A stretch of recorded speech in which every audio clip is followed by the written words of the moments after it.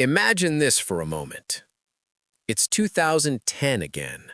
Your phone is simpler, social media feels harmless, life feels slower, but money feels lighter too. Back then, we thought we had time, plenty of it. Time to save later, time to invest later, time to figure money out someday. But here we are, in 2026, older, wiser, and quietly asking ourselves one question. How did we get here financially, and why does it still feel hard? This isn't a video about blaming the past, it's about understanding it. Because 2010 didn't just pass us by. It taught us lessons about money we didn't realize we were learning until it was too late. In 2010, the world looked stable. Jobs felt permanent, banks felt trustworthy, property prices felt normal. Money advice was simple. Get a job, work hard, save a little, retire someday.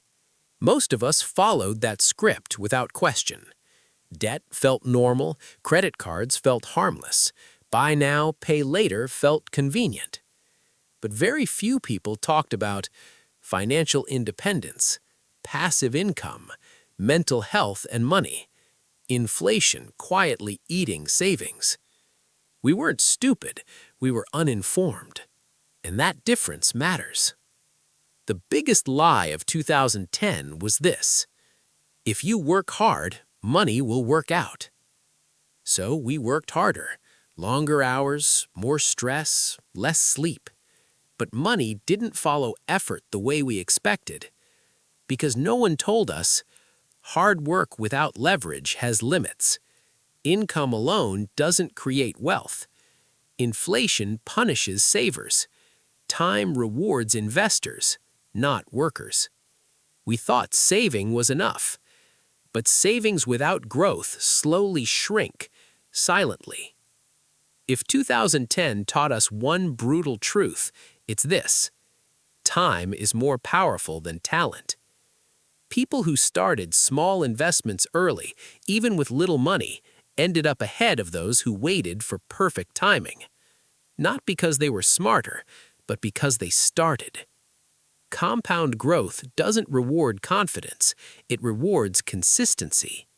And many of us waited for higher income, for stability, for certainty.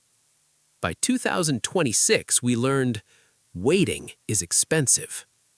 In 2010, debt was marketed as freedom: credit cards, car finance, personal loans. We weren't taught the difference between productive debt and destructive debt. So we used debt to impress, not to invest. We paid interest instead of earning it. By 2026, reality hit. Debt quietly steals future choices. It doesn't just cost money, it costs options. And the most painful lesson: many of us paid years of our lives for things we no longer remember owning. Back in 2010, we believed money decisions were logical. They weren't. They were emotional. We spent to feel successful. We avoided learning money to avoid fear. We copied lifestyles to avoid feeling behind. By 2026, we finally understand money is tied to identity, self-worth, comparison, fear of missing out. And until you fix the psychology, no spreadsheet will save you. In 2026, we know better. We know that skills are safer than jobs. Ownership beats income. Simplicity beats status. Mental health affects financial health. Small habits beat dramatic plans. We know money isn't about being rich. It's about being free from stress, choice-rich, and future-ready. Here's the truth. You don't need to go back to 2010, because the lesson isn't about time travel. It's about awareness. The moment you understand what 2010 tried to teach you, you stop repeating the same mistakes in 2026. And that's what Back to Better is about. Learning from the past, to live better today. If this video gave you clarity, stay with us, because your future isn't ruined. It's still being written.